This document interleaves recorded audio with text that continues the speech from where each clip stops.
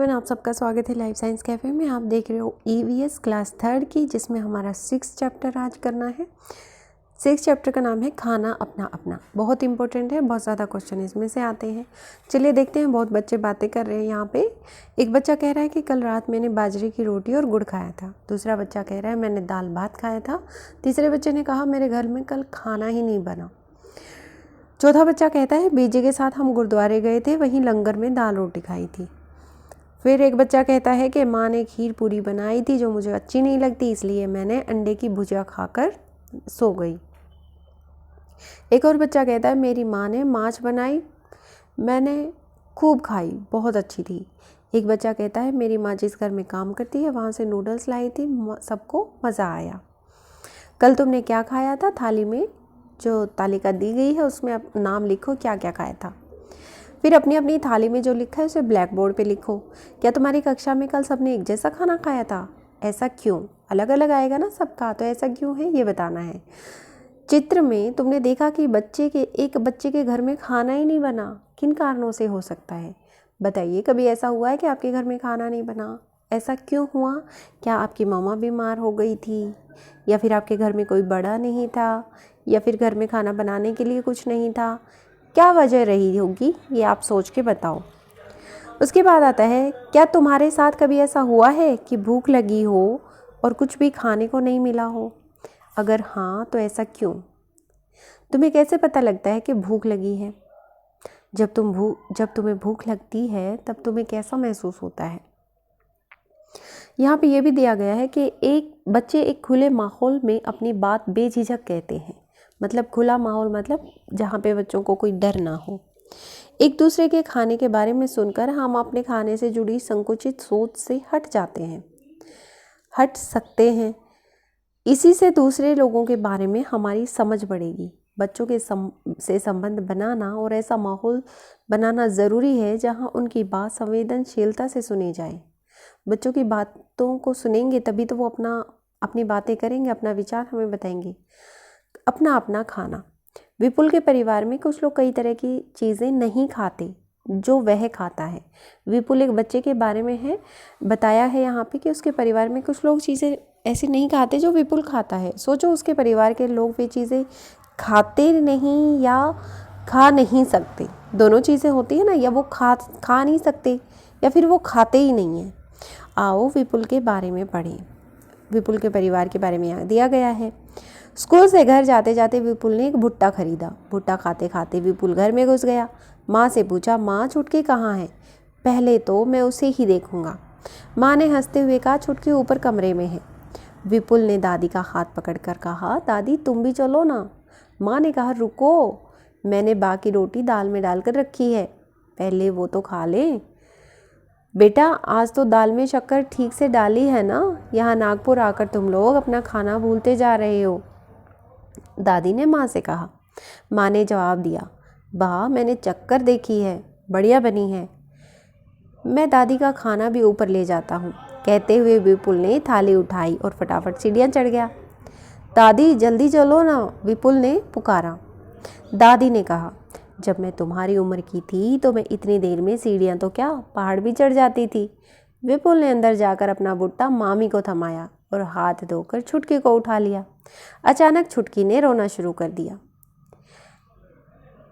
यह ऐसे चुप नहीं होगी, इसे भूख लगी है। कहते हुए मामी ने छुटकी को दूध पिलाने बैठ गई। मामी ने को लिया और फिर से दूध पिलाना शुरू कर दिया। मतलब छोटा बच्चा क्या है, दूध पीता है, यहाँ पे ये बताया गया है। दादी सीढ़ियाँ जल्दी क्यों नहीं चढ़ पाई? दादी को दाल किस तरह से खाना पसंद है। ठीक है, दादी सीढ़ियाँ क्यों नहीं चढ़ पाई थी? क्योंकि वो बुजुर्ग थी। और दादी दाल को कैसे खाती हैं? शक्कर डाल के। क्या आपने कभी शक्कर डाल के खाई है?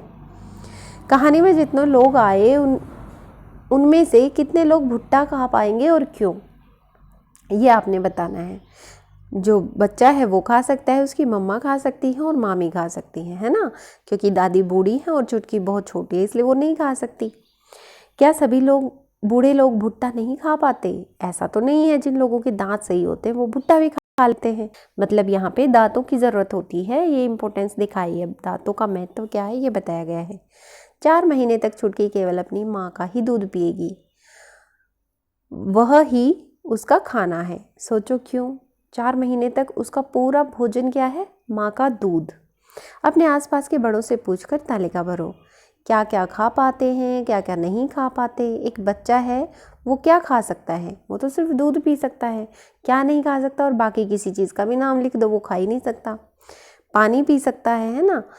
मतलब जो लिक्विड डाइट होती है वो खा सकता है। जवान क्या नहीं खा सकते? सब कुछ खा सकते हैं। ऐसा तो कुछ होगा ही नहीं जो नहीं खा सकते, बस डॉक्टर ने मना ना किया हो। बूढ़ा आदमी क्या नहीं खा सकता? जैसे भुट्टा नहीं खा सकता, गन्ने नहीं खा सकता, और है ना, और क्या खा सकते हैं वो भी आप यहाँ पे लिखेंगे। यह तो होती कुछ चीज़ों को खा सकने और ना खा सकने की बात, ठीक है। क्या हम वे सभी चीज़ें खाते हैं जो हम खा सकते हैं? नहीं ना, मतलब खा तो हम सब कुछ सकते हैं पर सब खाते तो नहीं हैं। आओ बात करिए उन चीज़ों की जिन्हें हम खाते हैं। जिन चीज़ों को तुम खाते हो उन पर इस तरह से गोला लगाओ। जैसे चावल को तुम खाते हो, यहाँ पे है ज़्यादा खाते हो, ठीक है। चावल को ज़्यादा खाते होगे, गेहूँ को ज़्यादा खाते होगे, बाजरे को खाते होगे, मक्का को कम, टैपियोका को कम, रागी, जई, जो ये सब कम कम खाते होगे।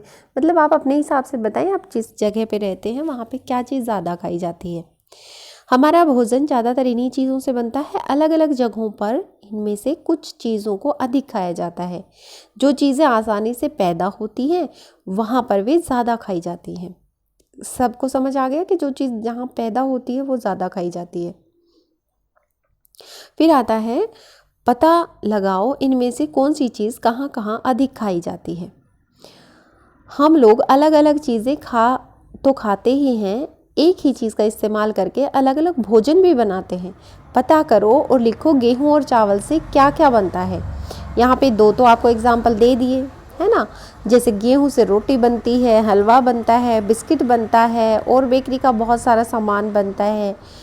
चावल से क्या बनता है? पुलाव बनता है, डोसा बनता है, और क्या क्या बनता है आप बताओगे यहाँ पे। क्यों? कितनी चीज़ें लिखी, कितनी चीज़ें लिखी हैं आपने वो बताना है। इसी तरह अलग अलग जगहों पर अलग अलग तरह की दालें, सब्जियां, फल, मांस आदि कुछ लोग पसंद करते हैं, कुछ लोग कुछ और पसंद करते हैं। मतलब हर इंसान की पसंद अलग अलग होती है। अब बात करते हैं पसंद और नापसंद की।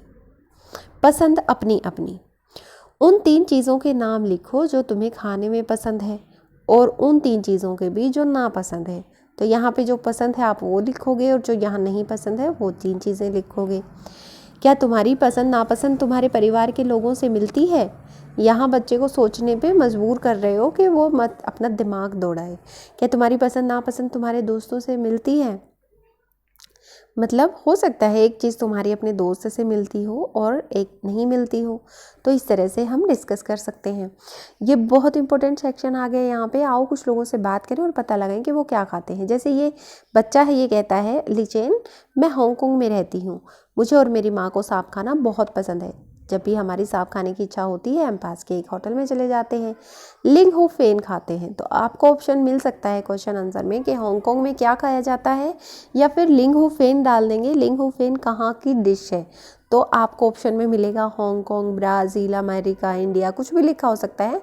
तो आपको याद करना है कि लिंग हू फेन जो है हांगकांग की डिश है। क्लियर हो गया। सेकंड है, एक बच्ची कश्मीर की है, जूनी। जूनी कहती है मैं कश्मीर में रहती हूँ, सरसों के तेल में बनी मछली मुझे बहुत पसंद है। हम एक बार गोवा में गए थे, वहाँ मछली खाई पर स्वाद बहुत अलग था। माँ ने कहा अरे ये तो नारियल के तेल में बनी समुद्र की मछली है, स्वाद तो अलग होगा ही। यहाँ पे 2 चीज़ें एक साथ आपको बता दी। कश्मीर में तेल में, सरसों के तेल में बनी मछली खाते हैं, और जब बात आती है गोवा की तो वहाँ पे नारियल के तेल में बनी हुई मछली खाते हैं। ठीक है, तो कश्मीर में सरसों के तेल की मछली खाते हैं, ये याद रखना। उसके बाद टॉम्स की बारी आती है। टॉम्स कहता है मैं केरल में रहता हूँ, मुझे सबसे अच्छी 2 चीज़ें लगती हैं, वे चीज़ें मेरे घर के आंगन में ही उगती हैं, एक ऊपर पेड़ पर और दूसरी ज़मीन के नीचे। बस नारियल डली हुई किसी भी करी के साथ उबला हुआ टैपियोका मिल जाए तो मुझे बहुत मज़ा आता है। ठीक है, टैपियोका एक्चुअली एक तरह से ना एक पेड़ के नीचे लगता है, जड़ें जैसे लगा लो, तो उसकी बहुत सारी चीज़ें बनती हैं। अफ्रीका में बहुत सारे जगहों पे ये चीज़ खाते हैं लोग, तो ये क्या है, आपने याद रखना है कि टैपियोका कहाँ पे खाया जाता है, तो केरल को ध्यान में रखना आप, ठीक है। एक तो नारियल और टैपियोका, ये दो चीज़ें केरल की हो गई। उसके बाद आता है कि क्या खाया जाता है, यह आखिर निर्भर किस पर करता है, मतलब आपके इलाके में क्या चीज़ खाई जाती है वो किस पर डिपेंड करेगी। दिए गए कारणों में से जो तुम्हें सही लगे उस पर टिक मार्क लगाओ। इसके अलावा जो कारण हैं और हो सकते हैं वो खाली जगह पे लिखो, जैसे वो चीज़ वहाँ आसानी से मिल सकती होगी तभी तो खाओगे, और आप खरीद सकते हो उसे तभी खाओगे, या फिर वो रीति रिवाज के हिसाब से होगी तभी खाओगे। क्या कोई और कारण भी है जिसकी वजह से आप खा सकते हो या नहीं खाने में पाबंदी लगती है। फिर आता है कि जो चीज़ें खाई जाती हैं उन पर टिक का निशान लगाओ। जो किसी के बारे में अगर नहीं भी पता है तो शिक्षक से पूछो, जैसे संजन के फूल खाते हो के स्वांजना भी कहते हैं कई लोग, तो केले के फूल की बात है, मुर्गी का अंडा खा सकते हो या खाने का होता है, गोभी, मांस, कलौंजी, इस तरह से सारी चीज़ों के बारे में आपने बताना है कि हम क्या क्या खा सकते हैं। खाने की कुछ ऐसी चीज़ों के नाम बताओ जो तुमने कभी नहीं खाई लेकिन खाने का मन करता है। ऐसी चीज़ें भी तो होती हैं जो आप अपने दोस्तों से सुनते हो और आपने कभी नहीं खाई हो और आपका खाने का मन करता है, ठीक है। मुझे लगता है कि ये चैप्टर बहुत इंपॉर्टेंट था। इसमें खाने के बारे में जो बताया गया है, जैसे केरल में नारियल और टैपियोका खाया जाता है, और कश्मीर में क्या खाया जाता है, सरसों के तेल में तली हुई मछली। और फिर गोवा की बात करते हैं तो मछली खाई जाती है लेकिन वो नारियल तेल में बनी हुई होती है। फिर हांगकांग में लेंग हू फेन खाते हैं जो कि एक सांप की डिश है। तो आई होप ये आपको समझ में आ गया होगा। Thank you for watching life science cafe. अगर पसंद आया है वीडियो तो लाइक ज़रूर कर देना।